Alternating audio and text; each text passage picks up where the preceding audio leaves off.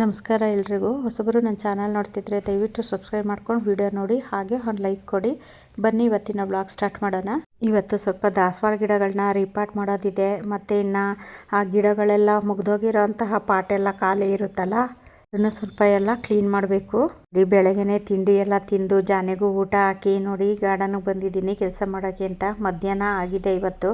ನೋಡಿ ನಾನು ಗಾರ್ಡನ್ಗೆ ಬರ್ಬೇಕಾದ್ರೆ ಇದೆಲ್ಲ ತಗೊಂಬರ್ತೀನಿ. ನೀರು ಮತ್ತು ಇದು ಸ್ಟ್ಯಾಂಡು ಅಂದರೆ ಮನೆಗೆ ಒಬ್ಬರು ವ್ಯೂವರ್ಸ್ ಬಂದಿದ್ದರು.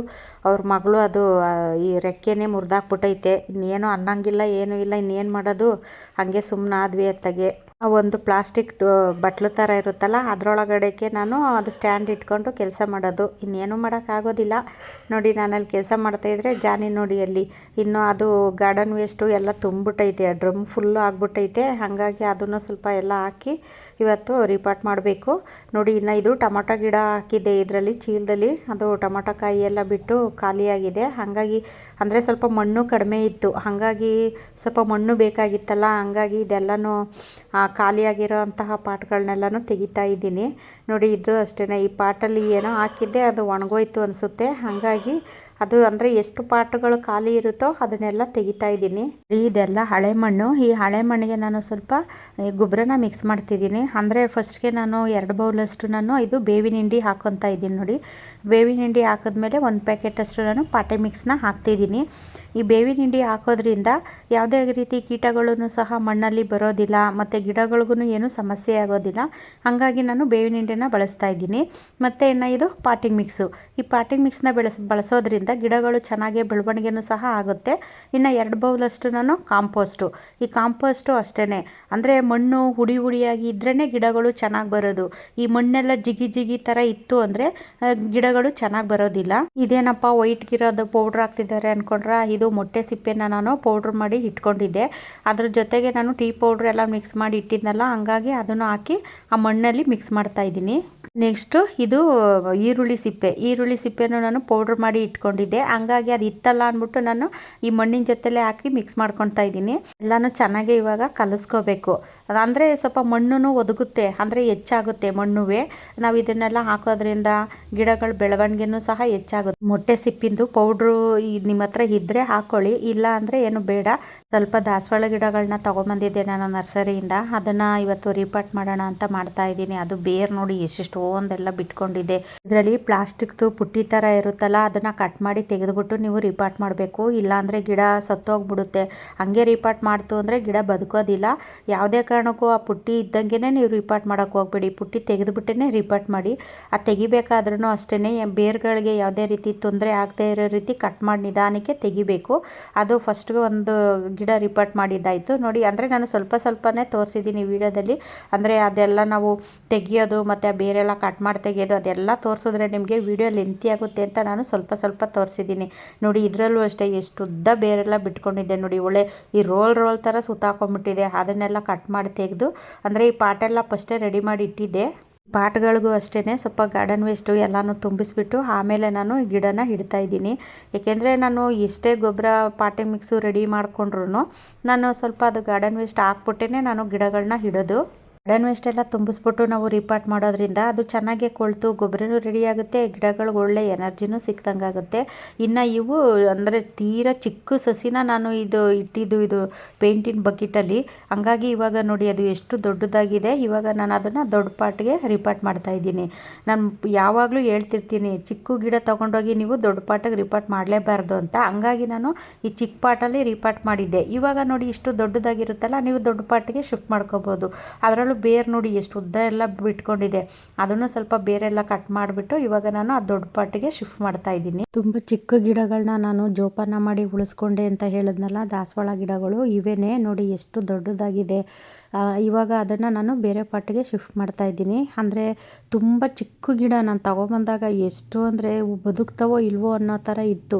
ಅದರಲ್ಲೂ ಜೋರು ಮಳೆ ಬಂದಾಗ ನಾನು ಆ ಮಳೆ ನೀರು ಬೀಳದೇ ಇರೋವಂತಹ ಜಾಗಕ್ಕೆ ಎತ್ತಿಟ್ಟು ಮತ್ತೆ ಬಿಸಿಲು ಬಂದಾಗ ತಗೊಬಂದು ಬಿಸಿಲಲ್ಲಿಟ್ಟು ಈ ಥರ ಎಲ್ಲ ಮಾಡಿನೇ ಈ ಗಿಡಗಳನ್ನ ಉಳಿಸ್ಕೊಂಡಿದ್ದು. ನಾನು ಅವಾಗ ಅಷ್ಟು ಕಷ್ಟಪಟ್ಟು ಉಳಿಸ್ಕೊಂಡಿದ್ದಕ್ಕೆ ನೋಡಿ ಇವತ್ತು ಎಷ್ಟು ಚೆನ್ನಾಗಿ ಬಂದಿದೆ ಅದು.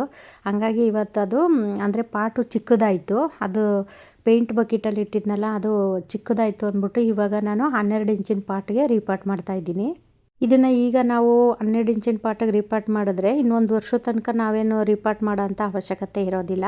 ಹಾಗಾಗಿ ನಾನು ಇದಕ್ಕೆ ರೀಪಾಟ್ ಮಾಡ್ತಾಯಿದ್ದೀನಿ. ನೋಡಿ, ಇನ್ನು ಈ ಚಿಕ್ಕ ಬಕೆಟ್ ಇದೆಯಲ್ಲ, ಆ ಬಕೆಟಿಗೆ ಮತ್ತೆ ನಾನು ಈಗ ನರ್ಸರಿಯಿಂದ ತೊಗೊಂಬಂದಿದ್ದೀನಿ ನೋಡಿ ಚಿಕ್ಕ ಚಿಕ್ಕ ಸಸಿಗಳು. ಆ ಸಸಿಗಳನ್ನ ಮತ್ತೆ ನಾನು ಇದೇ ಬಕೆಟಿಗೆ ಇಡ್ತಿದ್ದೀನಿ. ಈಗ ಇದೇ ಥರನೇ ಅಂದರೆ ಚಿಕ್ಕ ಗಿಡ ಇದ್ದಾಗ ಚಿಕ್ಕ ಪಾಟಲ್ಲಿ ಇಡಬೇಕು, ಅವು ಸ್ವಲ್ಪ ಬೆಳೆದು ದೊಡ್ಡದಾದಮೇಲೆ ದೊಡ್ಡ ಪಾಟಿಗೆ ಇಡಬೇಕು. ಈ ಥರ ಮಾಡಿನೇ ನಾನು ದಾಸವಾಳ ಗಿಡಗಳನ್ನ ಸ್ವಲ್ಪ ಚೆನ್ನಾಗೇ ಬದುಕಿಸ್ಕೊಂಡಿರೋದು. ಅದರಲ್ಲೂ ಗಾರ್ಡನ್ ಪ್ರಿಯರಿಗಂತೂ ದಾಸವಾಳ ಅಂದರೆ ಅಷ್ಟು ಇಷ್ಟನೇ ಇರುತ್ತೆ. ದಾಸವಾಳ ಅಂತೂ ಎಷ್ಟು ಕಲರ್ ಇದ್ರೂ ಸಾಕಾಗೋದೇ ಇಲ್ಲ ಗಾರ್ಡನಲ್ಲಿ. ಇನ್ನೂ ಒಂದು ಥರನಾ ಅಂತ ಅನ್ನಿಸ್ತಾನೇ ಇರುತ್ತೆ.